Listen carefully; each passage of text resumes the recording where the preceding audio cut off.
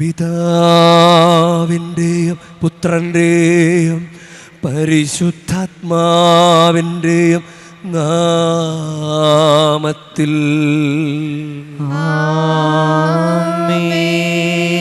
നമ്മുടെ കർത്താവായ യേശുക്രിസ്തുവിൻ്റെ കൃപയും പിതാവായ ദൈവത്തിൻ്റെ സ്നേഹവും പരിശുദ്ധാത്മാവിൻ്റെ സംസർഗവും നിങ്ങളോടു കൂടെ അങ്ങേ ആത്മാവോടും കൂടെ. ഈശോയിൽ സ്നേഹമുള്ളവരെ, സെപ്റ്റംബർ 23 വിശുദ്ധ പാദ്രെ പിയോയുടെ തിരുനാൾ സഭ കൊണ്ടാടുകയാണ്. ഇന്നത്തെ ഒന്നാം വായന ഒരു ദേവാലയം നിർമ്മിക്കുന്നതിനെക്കുറിച്ചാണ്, അതിന് ചെയ്യേണ്ട കാര്യങ്ങളെക്കുറിച്ചാണ്. പാദ്രെ പിയോയുടെ ജീവിതം നോക്കുകയാണെങ്കിൽ അദ്ദേഹത്തിൻ്റെ ശരീരമാകുന്ന ദേവാലയം 1 കൊറിന്തോസ് 3:17 6:19 പറയുന്ന കാര്യമാണ്. 1 കൊറിന്തോസ് 3:17 1 കൊറിന്തോസ് 6:19 പറയുന്ന കാര്യമാണ്, നിങ്ങൾ പരിശുദ്ധാത്മാവിൻ്റെ ആലയമാണ്. നമ്മളൊരു പാട്ട് കേട്ടിട്ടില്ല, ആത്മാവിലൊരു പള്ളിയുണ്ട്, അവിടെ ഒരു സക്രാരിയുണ്ട്. ഇപ്പോൾ ഈ ദേവാലയം, ശരീരമാകുന്ന ദേവാലയത്തിൽ അതിൻ്റെ കേടുപാടുകളൊക്കെ പോക്കി ബലിപീഠമൊക്കെ ഒന്ന് ഒരുക്കി നല്ല ബലിയർപ്പണം നടത്തുന്ന സ്ഥലമാണോ നിങ്ങളുടെ ശരീരം? അങ്ങനെ ഒന്ന് നമുക്ക് ധ്യാനിക്കാം. നമ്മുടെ ശരീരത്തിൽ ഒത്തിരി ദൈവാനുഗ്രഹം ഉണ്ടാകട്ടെ, നമുക്ക് ഒത്തിരി പ്രാർത്ഥിക്കാൻ സാധിക്കട്ടെ.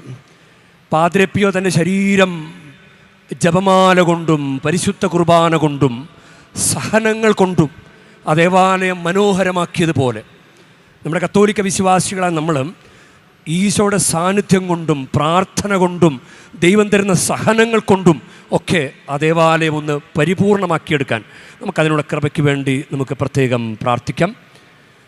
ഈ ബലി അർപ്പിക്കുമ്പോൾ നമ്മുടെ ജീവിതത്തിൽ വന്നുപോയ എല്ലാ തെറ്റുകുറ്റങ്ങളും അയോഗ്യതകളും നമുക്ക് ഏറ്റുപറയാം. സഹോദരരേ, ദിവരഹസ്യങ്ങൾ കൊണ്ടാടുന്നതിന് നാം യോഗ്യരാകേണ്ടതിന് നമ്മുടെ പാപങ്ങൾ ഏറ്റുപറയാം. സർവശക്തനായ ദൈവത്തോടും സഹോദരരെ നിങ്ങളോടും ഞാൻ ഏറ്റുപറയുന്നു. എന്തെന്നാൽ വിചാരത്താലും വാക്കാലും പ്രവൃത്തിയാലും ഉപേക്ഷയാലും ഞാൻ വളരെയേറെ പാപം ചെയ്തു പോയി. എൻ്റെ പിഴ, എൻ്റെ പിഴ, എൻ്റെ വലിയ പിഴ. ആകയാൽ നിത്യകന്യകയായ പരിശുദ്ധ മറിയത്തോടും എല്ലാ മാലാഖമാരോടും വിശുദ്ധരോടും സഹോദരരെ നിങ്ങളോടും ഞാൻ അപേക്ഷിക്കുന്നു. എനിക്കു വേണ്ടി നമ്മുടെ കർത്താവായ ദൈവത്തോട് പ്രാർത്ഥിക്കണമേ. സർവശക്തനായ ദൈവം കനിഞ്ഞ് നമ്മുടെ പാപങ്ങൾ പൊറുത്ത് നമ്മെ നിത്യജീവിതത്തിലേക്ക് നയിക്കുമാറാകട്ടെ.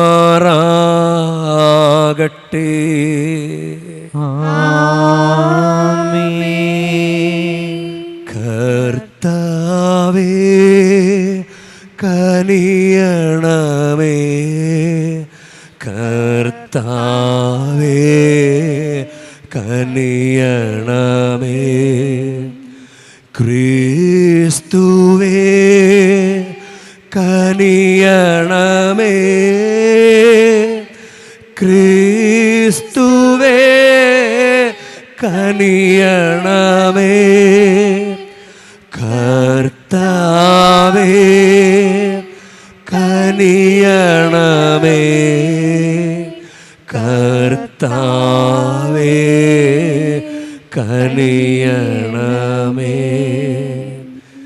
നമുക്ക് പ്രാർത്ഥിക്കാം. സർവശക്തനും നിത്യനുമായ ദൈവമേ, നിസ്തുലമായ കൃപയാൽ വൈദികനായ വിശുദ്ധ പിയൂസിനെ അങ്ങേ പുത്രൻ്റെ കുരിശിൽ പങ്കുചേരാൻ അങ്ങ് അനുഗ്രഹിക്കുകയും അദ്ദേഹത്തിൻ്റെ ശുശ്രൂഷയാൽ അങ്ങേ കൃപയുടെ അത്ഭുത പ്രവൃത്തികൾ നവീകരിക്കുകയും ചെയ്തുവല്ലോ. അദ്ദേഹത്തിൻ്റെ മാധ്യസ്ഥ്യത്താൽ ക്രിസ്തുവിൻ്റെ സഹനങ്ങളോട് ഞങ്ങൾ നിരന്തരം ഐക്യപ്പെടുവാനും ഉയർപ്പിൻ്റെ മഹത്വത്തിൽ സന്തോഷത്തോടെ എത്തിച്ചേരുവാനും അനുഗ്രഹിക്കണമേ. അങ്ങയോടു കൂടെ പരിശുദ്ധാത്മാവുമായുള്ള ഐക്യത്തിൽ എന്നെന്നും ദൈവമായി ജീവിച്ചു വാഴുന്ന ഞങ്ങളുടെ കർത്താവും അങ്ങയുടെ പുത്രനുമായ യേശുക്രിസ്തു വഴി ഞങ്ങൾ സമർപ്പിക്കുന്ന പ്രാർത്ഥന കേട്ടരുളേണമേ.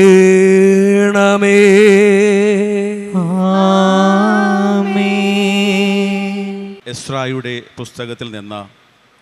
അക്കാലത്ത് ദാരിയൂസ് രാജാവ് നദിക്ക് അക്കരെയുള്ള ദേശങ്ങളിലെ അധിപതികൾക്ക് ഇങ്ങനെ എഴുതി: ദേവാലയത്തിൻ്റെ പണി നടക്കട്ടെ. യഹൂദന്മാരുടെ ദേശാധിപതിയും ശ്രേഷ്ഠന്മാരുടെയും കൂടെ ദേവാലയം യഥാസ്ഥാനം പണിയട്ടെ. ദേവാലയ പുനർനിർമ്മാണത്തിന് യൂദാ ശ്രേഷ്ഠന്മാർക്ക് നിങ്ങൾ എന്ത് ചെയ്തു കൊടുക്കണമെന്ന് ഞാൻ കൽപ്പന നൽകുന്നു. നദിക്കക്കരെയുള്ള പ്രദേശത്തു നിന്ന് പിരിച്ച കപ്പം രാജഭണ്ഡാരത്തിൽ നിന്ന് ചെലവ് പൂർണ്ണമായി വഹിക്കുന്നതിന് അവരെ താമസമെന്നിയെ ഏൽപ്പിക്കണം. ഈ കൽപ്പന ലംഘിക്കുകയോ ജെറുസലേമിലെ ദേവാലയം നശിപ്പിക്കാൻ ശ്രമിക്കുകയോ ചെയ്യുന്ന രാജാക്കന്മാരെയും ജനങ്ങളെയും തൻ്റെ നാമം അവിടെ സ്ഥാപിച്ച ദൈവം നശിപ്പിക്കട്ടെ. ഞാൻ ദാരിയൂസ് പുറപ്പെടുവിക്കുന്ന കൽപ്പന ഇത് ശ്രദ്ധാപൂർവം നിറവേറ്റണം. ദാരിയൂസ് രാജാവിൻ്റെ കൽപ്പന നദിക്കക്കരെയുള്ള ദേശത്തിൻ്റെ അധിപതികളായ തത്തേനാനിയും ഷെത്താർ ബോസേനാനിയും അനുചരന്മാരും സുഹൃത്തുക്കളും ശുഷ്കാന്തിയോടെ അനുവർത്തിച്ചു. പ്രവാചകന്മാരായ ഹഗ്ഗായി, ഈദോയുടെ മകൻ സഖറിയ എന്നിവർ ആഹ്വാനം ചെയ്തതനുസരിച്ച് യൂദാ ശ്രേഷ്ഠന്മാർ പണി ത്വരിതപ്പെടുത്തി. ഇസ്രായേലിൻ്റെ ദൈവത്തിൻ്റെ കൽപ്പനയും പേർഷ്യ രാജാക്കന്മാരായ സൈറസ്, ദാരിയൂസ്, അർത്താക് സെർക്കസ് എന്നിവരുടെ ആജ്ഞകളും അനുസരിച്ച് അവർ പണി പൂർത്തിയാക്കി. ദാരിയൂസ് രാജാവിൻ്റെ 6-ാം ഭരണവർഷം ആദാർ മാസം 3-ാം ദിവസം ആലയം പൂർത്തിയായി. പുരോഹിതന്മാരും ലേവ്യരും മടങ്ങിയെത്തിയ മറ്റു പ്രവാസികളും ഉൾപ്പെട്ട ഇസ്രായേൽ ജനം അത്യാഹ്ലാദപൂർവം ദേവാലയത്തിൻ്റെ പ്രതിഷ്ഠാകർമ്മം ആഘോഷിച്ചു. ദേവാലയ പ്രതിഷ്ഠയ്ക്ക് അവർ 100 കാളകളെയും 200 മുട്ടാടുകളെയും 400 ചെമ്മരിയാടുകളെയും ബലിയർപ്പിച്ചു. ഇസ്രായേൽ ജനത്തിനു വേണ്ടി ഗോത്രങ്ങളുടെ എണ്ണമനുസരിച്ച് 12 മുട്ടാടുകളെ പാപപരിഹാര ബലിയായും അർപ്പിച്ചു. മോശയുടെ ഗ്രന്ഥത്തിൽ എഴുതിയിരിക്കുന്നതനുസരിച്ച് ജെറുസലേമിൽ ദൈവ ശുശ്രൂഷ ചെയ്യാൻ പുരോഹിതന്മാരെ ഗണനമനുസരിച്ചും ലേവ്യരെ തവണയനുസരിച്ചും നിയമിച്ചു. തിരിച്ചെത്തിയ പ്രവാസികൾ 1-ാം മാസം 14-ാം ദിവസം പെസഹ ആചരിച്ചു. പുരോഹിതന്മാരും ലേവ്യരും ഒരുമിച്ച് തങ്ങളെ തന്നെ ശുദ്ധീകരിച്ചു. ശുദ്ധരായി തീർന്ന അവർ തങ്ങൾക്കും സഹപുരോഹിതന്മാർക്കും പ്രവാസത്തിൽ നിന്ന് മടങ്ങിയെത്തിയ എല്ലാവർക്കും വേണ്ടി പെസഹ കുഞ്ഞാടിനെ കൊന്നു. കർത്താവിൻ്റെ വചനം. ദൈവത്തിന് നന്ദി. കർത്താവിൻ്റെ ആലയത്തിലേക്ക് നമുക്ക് പോകാമെന്ന് അവർ പറഞ്ഞപ്പോൾ ഞാൻ സന്തോഷിച്ചു. എല്ലാവരും കർത്താവിൻ്റെ ആലയത്തിലേക്ക് നമുക്ക് പോകാമെന്ന് അവർ പറഞ്ഞപ്പോൾ ഞാൻ സന്തോഷിച്ചു. കർത്താവിൻ്റെ ആലയത്തിലേക്ക് നമുക്ക് പോകാമെന്ന് അവർ പറഞ്ഞപ്പോൾ ഞാൻ സന്തോഷിച്ചു. ജെറുസലേമേ, ഇതാ ഞങ്ങൾ നിന്റെ കവാടത്തിനുള്ളിൽ എത്തിയിരിക്കുന്നു. കർത്താവിൻ്റെ ആലയത്തിലേക്ക് നമുക്ക് പോകാമെന്ന് അവർ പറഞ്ഞപ്പോൾ ഞാൻ സന്തോഷിച്ചു. നന്നായി പണിതിണക്കിയ നഗരമാണ് ജെറുസലേം. അതിലേക്ക് ഗോത്രങ്ങൾ വരുന്നു. കർത്താവിൻ്റെ ഗോത്രങ്ങൾ ഇസ്രായേലിനോട് കൽപ്പിച്ചതുപോലെ കർത്താവിൻ്റെ നാമത്തിന് കൃതജ്ഞതയർപ്പിക്കാൻ അവർ വരുന്നു. കർത്താവിൻ്റെ ആലയത്തിലേക്ക് നമുക്ക് പോകാമെന്ന് അവർ പറഞ്ഞപ്പോൾ ഞാൻ സന്തോഷിച്ചു. അവിടെ ന്യായാസനങ്ങൾ ഒരുക്കിയിരുന്നു. ദാവീദ് ഭവനത്തിന്റെ ന്യായാസനങ്ങൾ. കർത്താവിന്റെ ആലയത്തിലേക്ക് നമുക്ക് പോകാമെന്ന് അവർ പറഞ്ഞപ്പോൾ ഞാൻ സന്തോഷിച്ചു. ഹല്ലേലൂയാ ഹല്ലേലൂയാ ഹല്ലേലൂയാ ഹല്ലേലൂയാ ഹല്ലേലൂയാ ഹല്ലേലൂയാ ഹല്ലേലൂയാ ഹല്ലേലൂയാ. കർത്താവ് നിങ്ങളോടുകൂടെ അങ്ങേ ആത്മാവോടും കൂടെ. ലൂക്കായുടെ വിശുദ്ധ സുവിശേഷത്തിൽ നിന്നുള്ള വായന. കർത്താവേ, അങ്ങേക്ക് മഹത്വം. അധ്യായം 8, 19 മുതൽ 21 വരെയുള്ള വാക്യങ്ങൾ. അക്കാലത്ത് യേശുവിൻ്റെ അമ്മയും സഹോദരരും അവനെ കാണുവാൻ വന്നു. എന്നാൽ ജനക്കൂട്ട നിമിത്തം അവൻ്റെ അടുത്തെത്തുവാൻ കഴിഞ്ഞില്ല. നിന്റെ അമ്മയും സഹോദരരും നിന്നെ കാണാൻ ആഗ്രഹിച്ച് പുറത്തു നിൽക്കുന്നുവെന്ന് അവരവനെ അറിയിച്ചു. അവൻ പറഞ്ഞു, ദൈവവചനം ശ്രവിക്കുകയും അതനുസരിച്ച് പ്രവർത്തിക്കുകയും ചെയ്യുന്നവരാണ് എൻ്റെ അമ്മയും സഹോദരരും. കർത്താവിൻ്റെ സുവിശേഷം. ക്രിസ്തുവേ, അങ്ങേക്ക് സ്തുതി.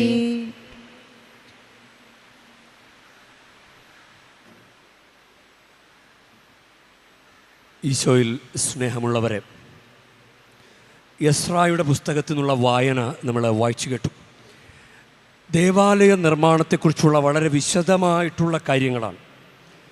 അത് 6-ാം അധ്യായം 7-ാം വാക്യം മുതലാണ് നമ്മൾ വായിച്ചു കേട്ടത്. പല രീതിയിൽ അത് കൽപ്പന പുറപ്പെടുവിച്ചു. എന്നിട്ട് ജനങ്ങൾക്കതിനൊരു പങ്കുണ്ട്. ദേവാലയ പുനർനിർമ്മാണത്തിന് യൂദാ ശ്രേഷ്ഠന്മാർക്ക് നിങ്ങൾ എന്ത് ചെയ്തു കൊടുക്കണമെന്ന് ഞാൻ കൽപ്പന നൽകുന്നു.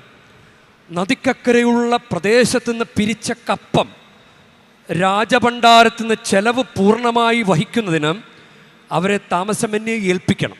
ഇപ്പോൾ ജനം ഒരു പങ്കതിൽ വഹിക്കണം. ഇങ്ങനെ പല പല കാര്യങ്ങളത് നിങ്ങൾ വായന ശ്രദ്ധിച്ചവർക്കത് മനസ്സിലാകും. അങ്ങനെ ദേവാലയ നിർമ്മാണം അത് 15-ാമത്തെ വാക്യമെത്തുമ്പോൾ എസ്രാ 6:15 ആലയം പൂർത്തിയായി. പിന്നീട് അതിൻ്റെ പ്രതിഷ്ഠാകർമ്മം പുരോഹിതന്മാരും ലേവ്യരും മടങ്ങിയെത്തിയ മറ്റു പ്രവാസികളും ഉൾപ്പെട്ട ഇസ്രായേൽ ജനം അത്യാഹ്ലാദപൂർവ്വം ദേവാലയത്തിൻ്റെ പ്രതിഷ്ഠാകർമ്മം ആഘോഷിച്ചു. ഇനി ദേവാലയ പ്രതിഷ്ഠയ്ക്ക് അവർ 100 കാളകളെയും 200 മുട്ടാടുകളെയും 400 ചെമ്മരിയാടുകളെയും ബലിയർപ്പിച്ചു. അങ്ങനെ അപ്പോൾ തിരിച്ചെത്തിയ പ്രവാസികൾ അവർ പെസഹ ആചരിച്ചു. പെസഹ ആചരണത്തിന് വേണ്ടി പെസഹ കുഞ്ഞാടിനെ കൊന്നു. ഇതാണ് ബലിയർപ്പണത്തിൻ്റെ. ദേവാലയം പണിതു, പ്രതിഷ്ഠ നടത്തി, അവിടെ ബലിയർപ്പിച്ചു, അതിൻ്റെ വിധിപ്രകാരം എല്ലാം ചെയ്തു. ഇത് സംഭവിക്കണം.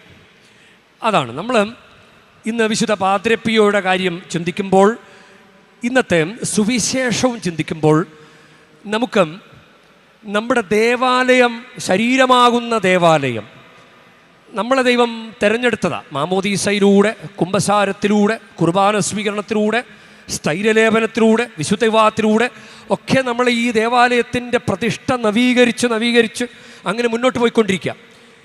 എപ്പോഴെങ്കിലും ഈ ബലിയർപ്പണമൊക്കെ നിന്ന് പോയോ എന്ന് നമ്മൾ ചിന്തിക്കണം. എൻ്റെ ദേവാലയം, എൻ്റെ ശരീരമാകുന്ന ദേവാലയത്തിൽ ദൈവത്തിന് കൊടുക്കേണ്ട ആരാധന, ദൈവത്തിന് അർപ്പിക്കേണ്ട പ്രാർത്ഥന, ഇതൊക്കെ നമ്മൾ ചെയ്യുന്നുണ്ടോ? നമ്മുടെ ദേവാലയം ഇങ്ങനെ ശൂന്യമായി കിടക്കുകയാണോ? ഇന്നത്തെ എസ്രായുടെ പുസ്തകം 6-ാം അധ്യായം 14-ാം വാക്യത്തിൽ പ്രവാചകന്മാരായ ഹഗ്ഗായി, ഇദ്ദോയുടെ മകൻ സക്കറിയ എന്നിവർ ആഹ്വാനം ചെയ്തതനുസരിച്ച്, അപ്പോൾ പ്രവാചകന്മാരോട് പറഞ്ഞിട്ടുണ്ട്. ഈ പ്രവാചകന്മാരുടെ പുസ്തകം ഹഗ്ഗായി പ്രവാചകന പുസ്തകവും സക്കറിയ പ്രവാചകന പുസ്തകം പഴയ നിയമത്തിൽ അവസാനം എത്തുമ്പോഴുള്ള പുസ്തകങ്ങളാണ്.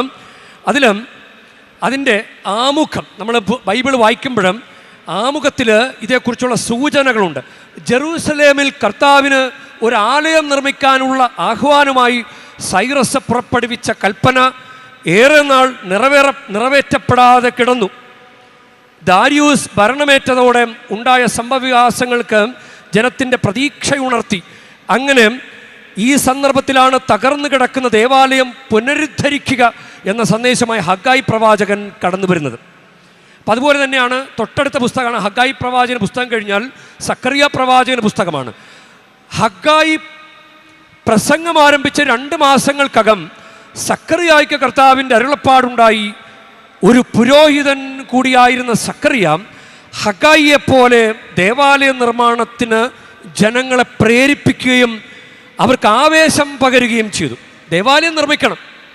നമ്മൾ സിമ്പിളായിട്ട് പറഞ്ഞു കഴിഞ്ഞാൽ, മക്കളെ പള്ളിയിൽ പോയി കുമ്പസാരിച്ച് കുർബാന സ്വീകരിക്കും മക്കളെ, കുടുംബത്തിൽ പ്രാർത്ഥന ചൊല്ലും മക്കളെ എന്ന് പറയുന്നത് പോലെ ദേവാലയം പണിയും എന്ന് ഹഗ്ഗായി പ്രവാചന പുസ്തകത്തിൽ അത് 1-ാമത്തെ അധ്യായത്തിൽ തന്നെ 4-ാമത്തെ വാക്യം മുതൽ ഈ ആലയം തകർന്നു കിടക്കുന്ന ഈ സമയം നിങ്ങൾക്ക് മച്ചിട്ട ഭവനങ്ങളിൽ വസിക്കാനുള്ളതാണോ?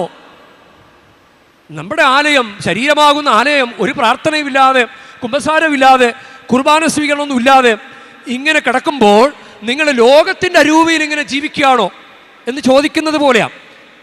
ഇല്ല, ഫ്രാൻസിസ് സേവർ പുണ്യപാടനോട് വിശുദ്ധ ഇഗ്നേഷ്യസ് ലയോള ആവർത്തിച്ച് പറഞ്ഞതുപോലെ മത്തായി 16:26 ലോകം മുഴുവൻ നേടിയാലും ആത്മാവ് നശിച്ചു പോയാൽ എന്ത് പ്രയോജനം?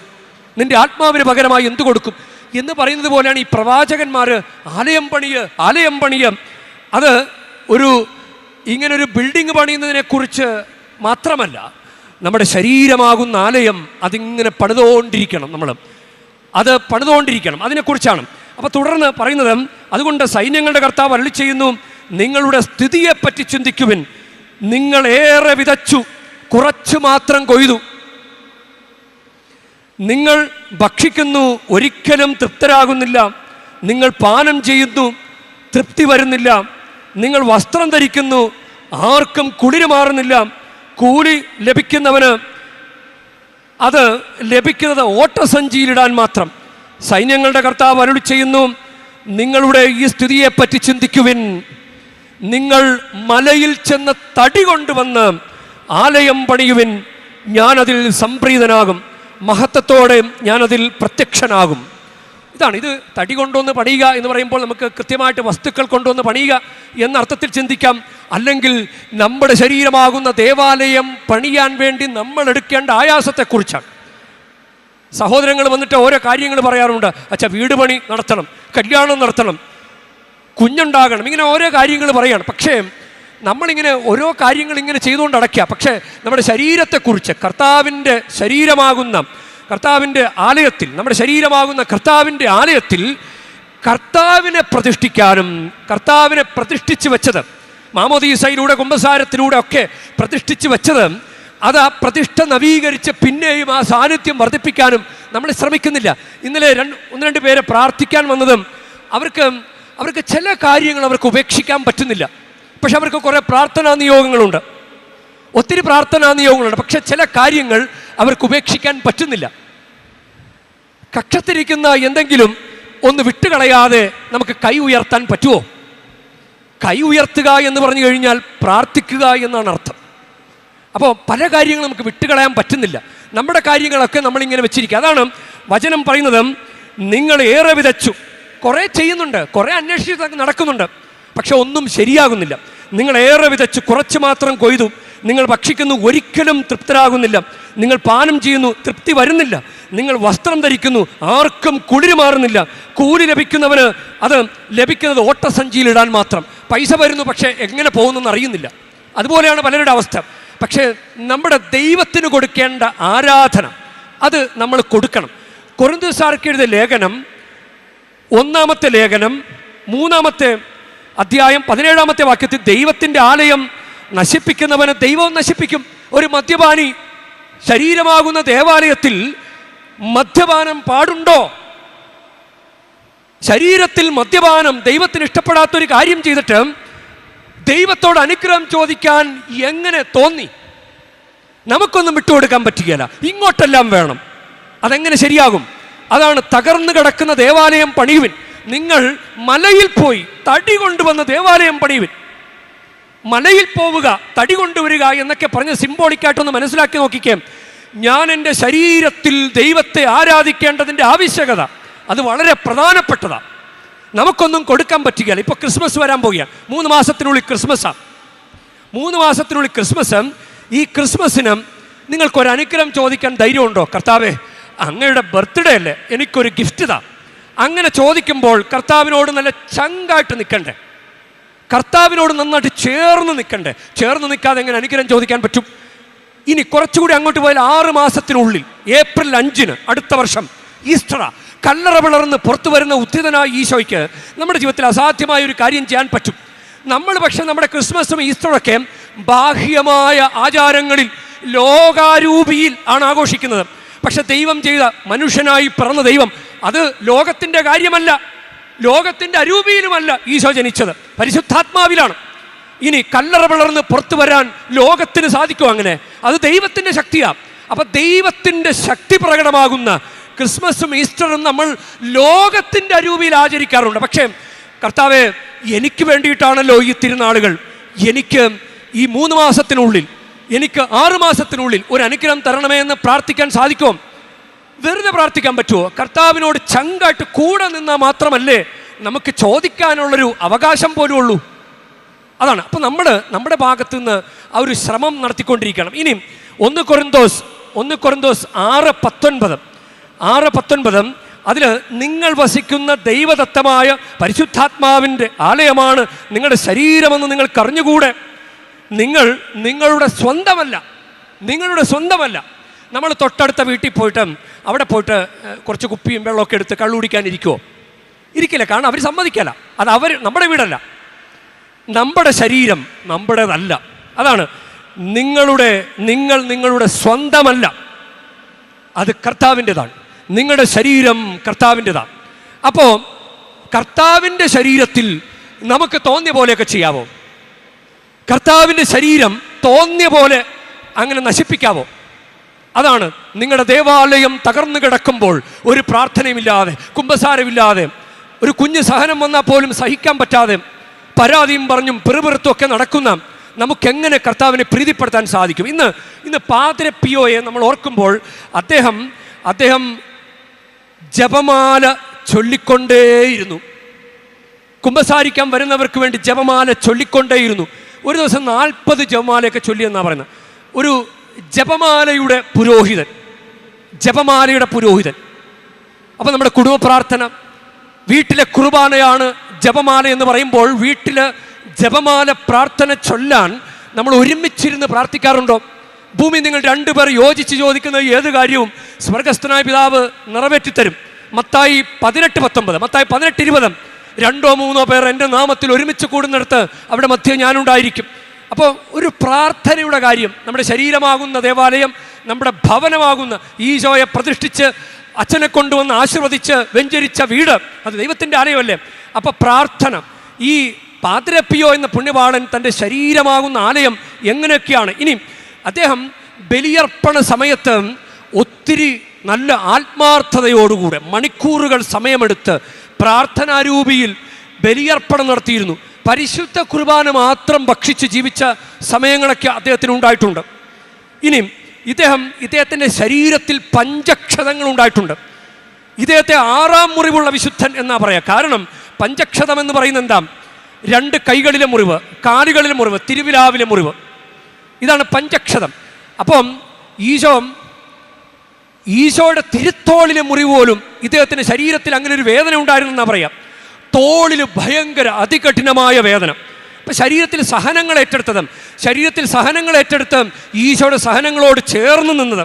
ഇനി കുമ്പസാരം എന്ന കൂദാശ, അതിന് ഇദ്ദേഹം പ്രാധാന്യം കൊടുത്ത ശുശ്രൂഷ കൈകാര്യം ചെയ്തിരുന്നു. അത് വിശുദ്ധീകരണത്തിൻ്റെ ഭാഗമായിട്ടാണ്. അപ്പോൾ തൻ്റെ ശരീരമാകുന്ന ദേവാലയത്തിൽ വിശുദ്ധ പാദ്രെ പിയോ ചെയ്ത കാര്യങ്ങൾ പ്രാർത്ഥന എന്ന ജപമാല കൊണ്ട് നിറച്ചു, പരിശുദ്ധ കുർബാന കൊണ്ട് നിറച്ചു, സഹനങ്ങൾ നല്ല ക്ഷമയോടെ സഹിച്ചു. ഇനിയും അദ്ദേഹം തൻ്റെ ശരീരത്തെ കുമ്പസാരത്തിലൂടെ വിശുദ്ധീകരിച്ചു കൊണ്ടിരുന്നു. ഇത് ഇതിങ്ങനെ നമ്മൾ ധ്യാനിക്കണം.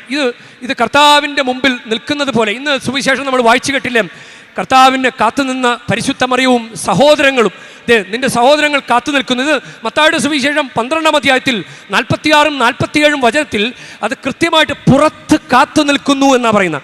പുറത്ത് കാത്തു നിൽക്കുന്നു. അത് യോഹന്നാൻ്റെ സുവിശേഷം 19-ാം അധ്യായം 26 വചനങ്ങളിൽ 26-27 വചനങ്ങളിൽ അവിടെ പറയുന്നത് യേശുവിൻ്റെ കുരിശിനരികെ അവൻ്റെ അമ്മയും അമ്മയുടെ സഹോദരിയും ക്ലോപ്പാസിൻ്റെ ഭാര്യ മറിയവും മഗ്ദലന മറിയം നിൽക്കുന്നുണ്ടായിരുന്നു. ഈ നിൽപ്പ് കുരിശിൻ ചുവട്ടിലെ നിൽപ്പ്, അതാണ് നമ്മുടെ പരിശുദ്ധ കുർബാന അർപ്പണം. പരിശുദ്ധ മറിയത്തിന് ദൈവത്തിന് മുമ്പിൽ ഇത്രയും മഹനീയമായ ഒരു പദവി കിട്ടിയത് അതിന് കാരണം ഉള്ളിൽ കിട്ടിയ ഈശോയെ, തൻ്റെ ശരീരമാകുന്ന ദേവാലയത്തിൽ ഉരുവായ ഈശോയെ നഷ്ടപ്പെടുത്താതെ കൊണ്ടു നടന്നു.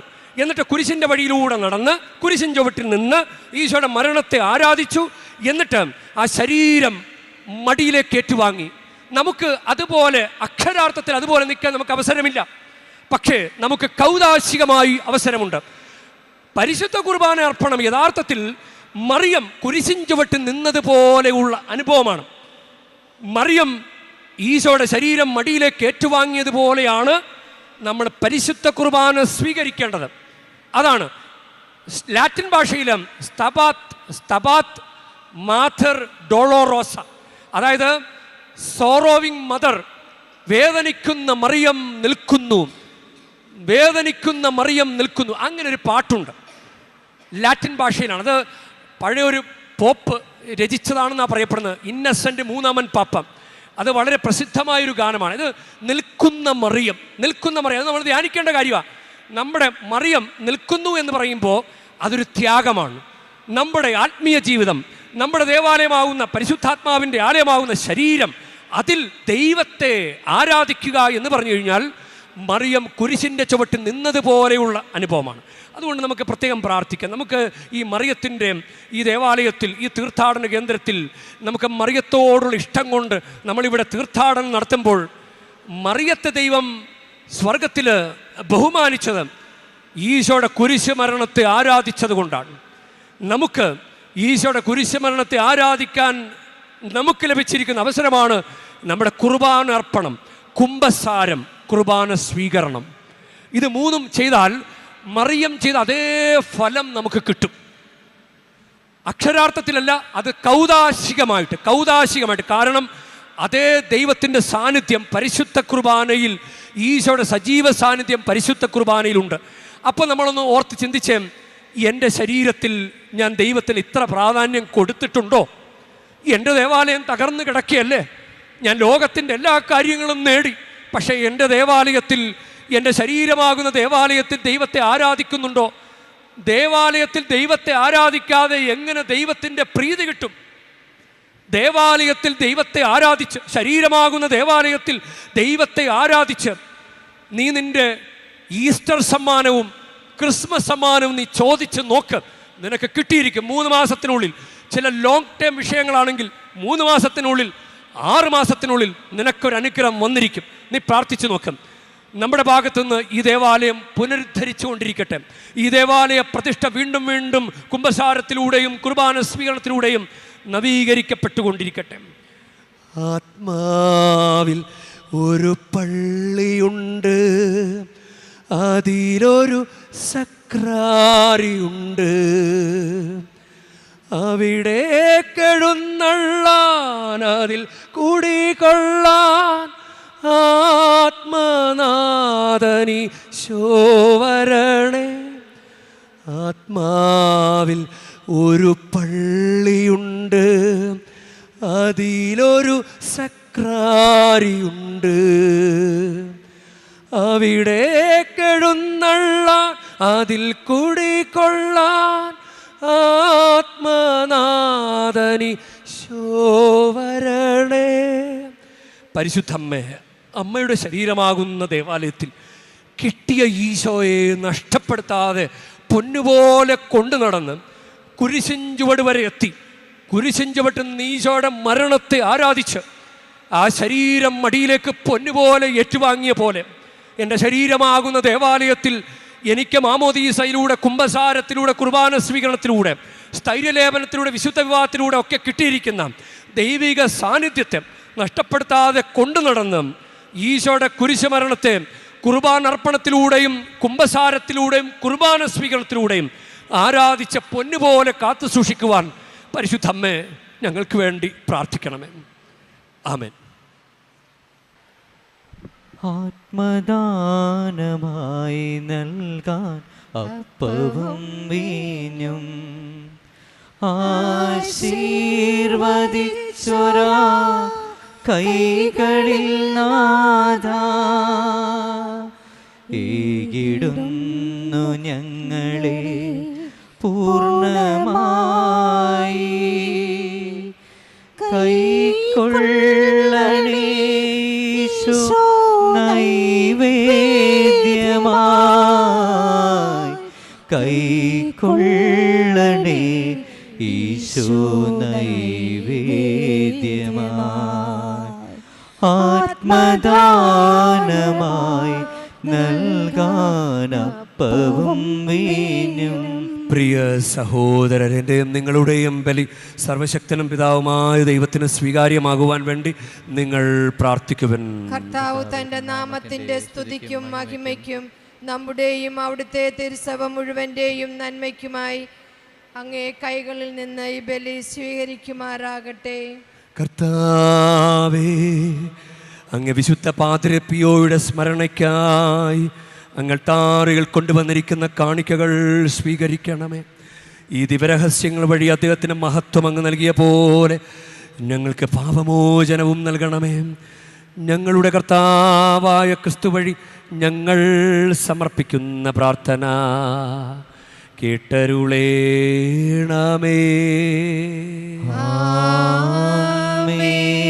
കർത്താവ് നിങ്ങളോടു കൂടെ, അങ്ങേ ആത്മാവോടും കൂടെ. ഹൃദയങ്ങൾ ഉയർത്തുവിൻ. കർത്താവിലേക്ക് ഞങ്ങൾ ഉയർത്തിയിരിക്കുന്നു. നമ്മുടെ കർത്താവായ ദൈവത്തിന് നന്ദി പ്രകാശിപ്പിക്കാം. ഉചിതവും ന്യായവുമത്രേ. ഏറ്റവും പരിശുദ്ധനായ പിതാവേ, അങ്ങേ പ്രിയപുത്രനായ യേശുക്രിസ്തുവിലൂടെ എങ്ങും എപ്പോഴും അങ്ങേക്ക് ഞങ്ങൾ കൃതജ്ഞത അർപ്പിക്കുന്നത് യഥാർത്ഥത്തിൽ ഉചിതവും ന്യായവും യോഗ്യവും രക്ഷാകരവുമാണല്ലോ. പരിശുദ്ധാത്മാവാൽ മനുഷ്യാവതാരം ചെയ്യുകയും കന്യകയിൽ നിന്ന് ജാതനാവുകയും ഞങ്ങൾക്ക് രക്ഷകനും ഉദ്ധാരകനുമായി അങ്ങ് അയക്കുകയും ചെയ്ത് അങ്ങ് വചനം വഴി അങ്ങ് സമസ്തവും സൃഷ്ടിച്ചു. അങ്ങ് തിരുവുള്ളം നിറവേറ്റിക്കൊണ്ടും പരിശുദ്ധമായൊരു ജനത്തെ അങ്ങേക്ക് നേടിത്തന്നുകൊണ്ടും പീഡാസഹനവേളയിൽ കൈകൾ വിരിച്ച് അവിടുന്ന് മരണമുന്മൂലനം ചെയ്യുകയും ഉത്ഥാനം വെളിപ്പെടുത്തുകയും ചെയ്തു. ആകയാൽ എല്ലാ മാലാഖമാരോടും വിശുദ്ധരോടും ചേർന്ന് അങ്ങയുടെ മഹത്വത്തെ പ്രകീർത്തിച്ചുകൊണ്ട് ഞങ്ങളും താഴ്മയോടെ ആലപിക്കുന്നു. പരിശുദ്ധൻ പരിശുദ്ധൻ പരിശുദ്ധൻ സൈന്യങ്ങൾ തൻ കർത്താവാം ദൈവം പരിശുദ്ധൻ. ദൈവം പരിശുദ്ധൻ. നിരുപമമങ്ങേ മഹിമകളാൽ നിറഞ്ഞു മഹിയും വിണ്ടലവും. ഓസാന ഓസാന അത്യുന്നതങ്ങളിൽ ഓസാന. കർത്താവേ നാമത്തിൽ വരുവോനേറ്റം ധന്യനുമാം. ഹോസാന ഹോസാന അത്യുന്നതങ്ങളിൽ ഹോസാന.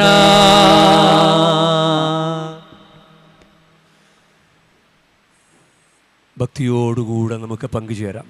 പരിശുദ്ധാത്മാവ് ഈ കാഴ്ച വസ്തുക്കളുടെ മേൽ വന്ന് നിറഞ്ഞ് അപ്പവും വീഞ്ഞും ഈശോയുടെ ശരീരവും രക്തമായി രൂപാന്തരപ്പെടുന്നത് പോലെ നമുക്ക് നല്ലൊരു നവീകരണം സംഭവിക്കാൻ ഞങ്ങളെയും പരിശുദ്ധാത്മാവിനെ കൊണ്ട് അഭിഷേകം ചെയ്യണമേ. കർത്താവേ,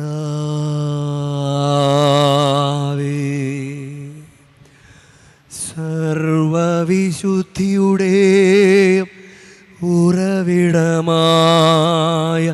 അങ്ങ് സത്യമായും പരിശുദ്ധനാകുന്നു. ആകയാൽ അങ്ങേ ആത്മാവാൽ മഞ്ഞുകണം പോലെ ഈ കാണിക്കകൾ പവിത്രമാക്കണമേ. അങ്ങനെ ഞങ്ങൾക്കായി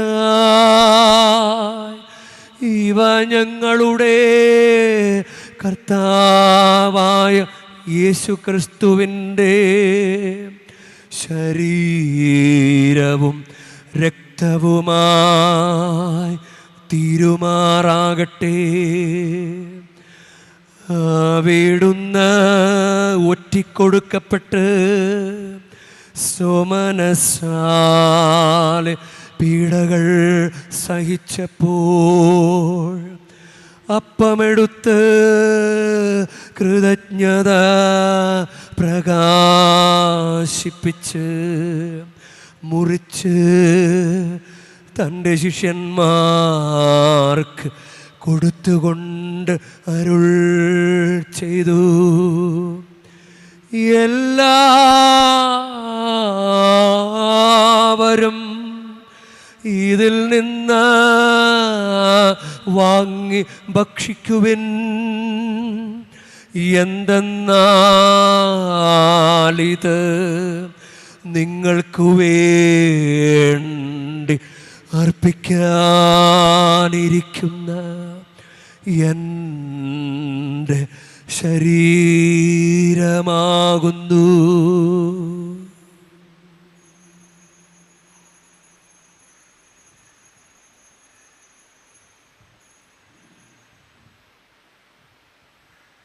അപ്രകാരം തന്നെ അത്താഴം കഴിഞ്ഞ് പാനപാത്രമെടുത്ത് വീണ്ടും അങ്ങേക്ക് കൃതജ്ഞത പ്രകാശിപ്പിച്ച് തൻ്റെ ശിഷ്യന്മാർക്ക് കൊടുത്തുകൊണ്ട് അരുൾ ചെയ്തു. എല്ലാവരും വാങ്ങി ഇതിൽ നിന്ന് കുടിക്കുവിൻ. എന്തെന്നാലിത് നിങ്ങൾക്കു വേണ്ടിയും അനേകർക്കു വേണ്ടിയും പാപമോചനത്തിനായി ചിന്തപ്പെടാനിരിക്കുന്ന എൻ്റെ രക്തത്തിൻ്റെ നവീനവും സനാതനവുമായ ഉടമ്പടിയുടെ പാനപാത്രമാകുന്നു. ഇതു നിങ്ങൾ എൻ്റെ ഓർമ്മയ്ക്കായി ചെയ്യുവിൻ.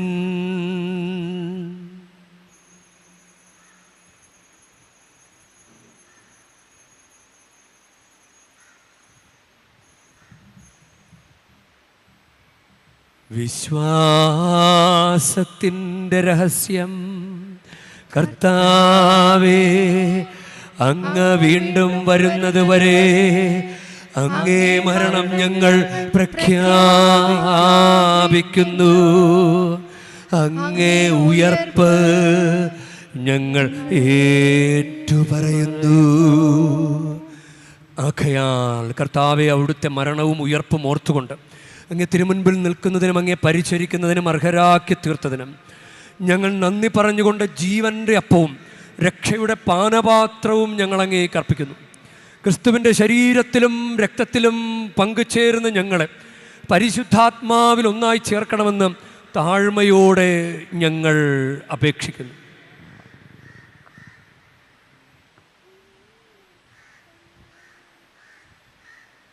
കർത്താവേയും ലോകമെങ്ങും വ്യാപിച്ചു കിടക്കുന്ന അങ്ങേ സഭയെ ഓർക്കണമേ. ഞങ്ങളുടെ ലേയോ പാപ്പായോടും ഞങ്ങളുടെ ഒരുപതാധ്യക്ഷനായ സഹരാജ മിത്രാനോടും വൈദികഗണത്തോടുമൊത്ത് സഭയെ അങ്ങ് സ്നേഹത്തിൻ്റെ പൂർണ്ണതയിൽ എത്തിക്കണമേ. ഈർപ്പിൻ്റെ പ്രത്യാശയോടെ നിദ്രകൊള്ളുന്ന ഞങ്ങളുടെ സഹോദരങ്ങളെയും അങ്ങേ കാരുണ്യത്തിൽ മരണമടഞ്ഞ സകലരെയും അങ്ങ് ഓർക്കുകയും അങ്ങേ മുഖത്തിൻ്റെ പ്രകാശത്തിലേക്ക് അവരെ സ്വീകരിക്കുകയും ചെയ്യണമേ. ഞങ്ങളെല്ലാവരിലും കനിയണമെന്ന് ഞങ്ങൾ പ്രാർത്ഥിക്കുന്നു. അങ്ങനെ ദൈവമാതാവായ പരിശുദ്ധനെ മറിയത്തോടും ആ കന്യകയുടെ ഭർത്താവായ ഭാഗ്യപ്പെട്ട യൗസേപ്പിനോടും അനുഗ്രഹീതരായ അപ്പസ്തലന്മാരോടും കാലാകാലങ്ങളിൽ അങ്ങേ പ്രസാദിപ്പിച്ച സകല വിശുദ്ധരോടും വിശുദ്ധ പാദ്രിയോയോടും നിത്യജീവനിൽ പങ്കുചേരുവാൻ ഞങ്ങളെ അർഹരാക്കുകയും അങ്ങേ പുത്രനായ യേശുക്രിസ്തു വഴി ഞങ്ങളെ അങ്ങേ സ്തുതിക്കുകയും മഹത്വപ്പെടുത്തുകയും ചെയ്യുമാറാകട്ടെ.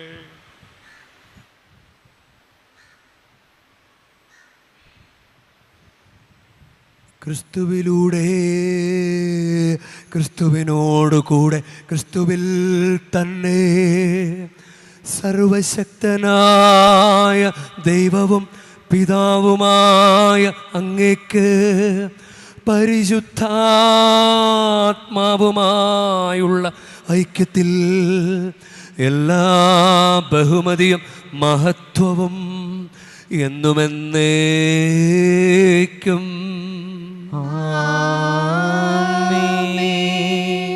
നമ്മുടെ കർത്താവ് കൽപ്പിച്ച പ്രാർത്ഥന നമുക്കൊരുമിച്ച് പ്രാർത്ഥിക്കാം. സ്വർഗസ്ഥനായ ഞങ്ങളുടെ പിതാവേ, അങ്ങേ നാമം പൂജിതമാകണമേ, അങ്ങേ രാജ്യം വരണമേ, അങ്ങേ തിരുമനസ് സ്വർഗത്തിലെ പോലെ ഭൂമിയിലും ആകണമേ.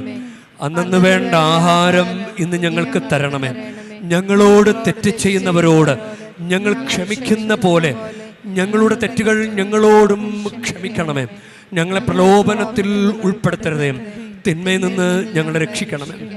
കർത്താവേ, എല്ലാ തിന്മകളിൽ നിന്ന് ഞങ്ങളെ മോചിപ്പിക്കണമേ. ഞങ്ങളുടെ ദിനങ്ങളിൽ സമാധാനം കനിവാർന്ന് നൽകണമേ.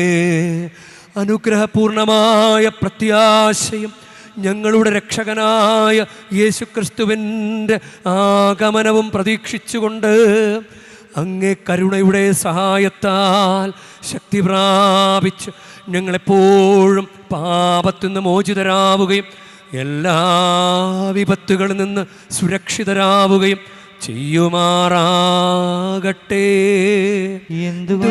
എന്തുകൊണ്ടെന്നാൽ രാജ്യവും ശക്തിയും മഹത്വവും എന്നേക്കും അങ്ങയുടേതാകുന്നു. സമാധാനം ഞാൻ നിങ്ങൾക്ക് നൽകുന്നു, എൻ്റെ സമാധാനം നിങ്ങൾക്ക് ഞാൻ തരുന്നുവെന്ന് അങ്ങ് അപ്പോസ്തലന്മാരോട് അരുൾ ചെയ്ത കർത്താവായ യേശുക്രിസ്തുവേ, ഞങ്ങളുടെ പാപങ്ങളല്ല പിന്നെയോ അങ്ങേ സഭയുടെ വിശ്വാസം തൃക്കൺ പാർത്ത് അങ്ങേ തിരുവുള്ളമനുസരിച്ച് സഭയ്ക്ക് സമാധാനവും ഐക്യവും നൽകുവാൻ കനിയണമേ. എന്നെന്നും ജീവിക്കുകയും വാഴുകയും ചെയ്യുന്ന അങ്ങ് ഈ പ്രാർത്ഥന കേട്ടരുളേണമേ.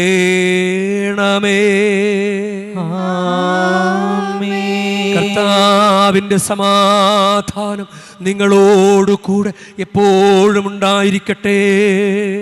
അങ്ങേ ആത്മാവോടും കൂടെ നിങ്ങൾ പരസ്പരം സമാധാനം ആശംസിക്കുവിൻ. ലോകത്തിൻ പാപങ്ങൾ നീക്കിയിടും ദൈവത്തിൻ കുഞ്ഞാടേ, ഞങ്ങളിൽ കനിയണമേ. ലോകത്തിൻ പാപങ്ങൾ നീക്കിയിടും ദൈവത്തിൻ കുഞ്ഞാടേ, ഞങ്ങളിൽ കനിയണമേ. ലോകത്തിൻ പാപങ്ങൾ നീക്കിയിടും ദൈവത്തിൻ കുഞ്ഞാടേ, ഞങ്ങൾക്കു ശാന്തി നൽകണമേ. ഇതാ ദൈവത്തിൻ്റെ കുഞ്ഞാട്, ഇതാ ലോകത്തിൻ്റെ പാപങ്ങൾ നീക്കുന്നവൻ. കുഞ്ഞാടിൻ്റെ വിരുന്നിന് ക്ഷണിക്കപ്പെട്ടിരിക്കുന്നവർ അനുഗ്രഹീതർ. കർത്താവേ, അങ്ങന്റെ ഭവനത്തിൽ പ്രവേശിക്കാൻ ഞാൻ യോഗ്യനല്ല. അങ്ങ് ഒരു വാക്കുച്ചരിച്ചാൽ മാത്രം മതി, എൻ്റെ ആത്മാവ് സുഖം പ്രാപിക്കും.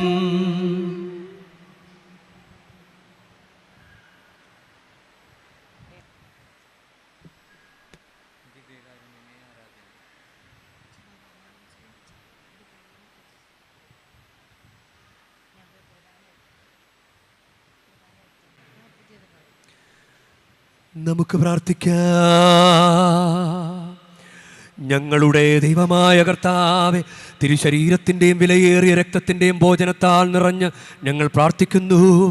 ഭക്തിയാദരപൂർവ്വം ഞങ്ങൾ അനുഷ്ഠിക്കുന്നത് സുനിശ്ചിതമായ പരിത്രാണത്തിലൂടെ ഞങ്ങൾ കൈവരിക്കുമാറാകട്ടെ. കർത്താവായ ക്രിസ്തു വഴി ഞങ്ങൾ സമർപ്പിക്കുന്ന പ്രാർത്ഥന കേട്ടരുളേണമേ. കർത്താവ് നിങ്ങളോടു കൂടെ, ആത്മാവോടും കൂടെ. പരിശുദ്ധ വേളാങ്കണ്ണി മാതാവിനോടുള്ള അനുഗ്രഹ പ്രാർത്ഥനയ്ക്കായി ശിരസ് നമിക്കാം. ഉണ്ണീശോയെ കയ്യിലേന്തിയ പരിശുദ്ധ വേളാങ്കണ്ണി മാതാവേ, ഇവിടെ കൂടിയിരിക്കുന്ന എല്ലാ ഭക്തജനങ്ങളെയും ഇവരുടെ കുടുംബങ്ങളെയും സോഷ്യൽ മീഡിയയിലൂടെ ഈ ബലിയിൽ പങ്കെടുത്ത എല്ലാവരെയും അങ്ങ് അനുഗ്രഹിച്ച് ആശീർവദിക്കണമേ. ഇവരുടെ മനസ്സ് തളർന്നു പോകുമ്പോൾ പാൽക്കാരനായ ബാലൻ്റെ പാൽക്കുടത്തിലെ പാൽ നിറഞ്ഞു തുളുമ്പിയതുപോലെ ഇവരെയും സന്തോഷത്താൽ നിറയ്ക്കണമേ. പരാജയങ്ങൾ ഇവരെ തളർത്തുമ്പോൾ മുടന്തനായ ബാലനെ നടക്കാനിടയാക്കിയതുപോലെ ഇവരെയും താങ്ങി നടത്തണമേ. പോർച്ചുഗീസ് നാവികരെ സുരക്ഷിതമായി കരയിലേക്ക് എത്തിച്ചതുപോലെ സങ്കടക്കടലിൽ വലിയുന്ന എല്ലാവരെയും അങ്ങ് കരകയറ്റണമേ. അനുഗ്രഹദായിനിയായ പരിശുദ്ധാരോഗ്യ മാതാവിൻ്റെ ആശീർവാദം നിങ്ങളോടു കൂടെ എപ്പോഴും ഉണ്ടായിരിക്കട്ടെ. ഈശോ തൻ്റെ മാതാവിൻ്റെ കരങ്ങളിലൂടെ നമ്മേവരെയും സ്പർശിക്കുകയും സുഖപ്പെടുത്തുകയും കാത്തു സംരക്ഷിക്കുകയും ചെയ്യട്ടെ. സർവശക്തനും കാരുണ്യവാനുമായ ദൈവം പിതാവും പുത്രനും പരിശുദ്ധാത്മാവും നിങ്ങളെ ഏവരെയും നിങ്ങളുടെ കുടുംബങ്ങളെയും നിങ്ങളുടെ പ്രാർത്ഥനാ നിയോഗങ്ങളെയും സമൃദ്ധമായി അനുഗ്രഹിക്കുമാറാകട്ടെ. ക്രിസ്തുവിൻ്റെ സ്നേഹത്തിലും സമാധാനത്തിലും പോകുവിൻ. ദിവ്യപൂജ സമാപിച്ചു. ദൈവത്തിനു നന്ദി.